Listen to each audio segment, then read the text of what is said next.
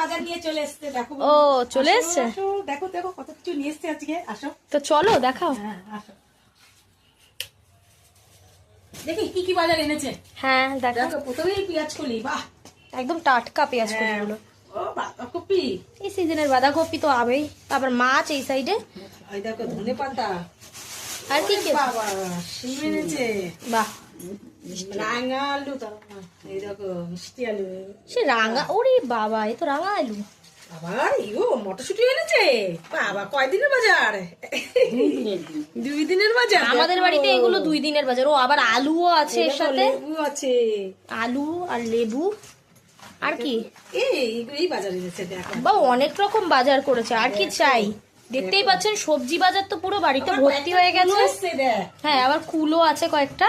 আর কিন্তু মাছ কি এনেছে সেটা দেখাও। এই তো দেখাচ্ছি, হ্যাঁ তা কি মাছ?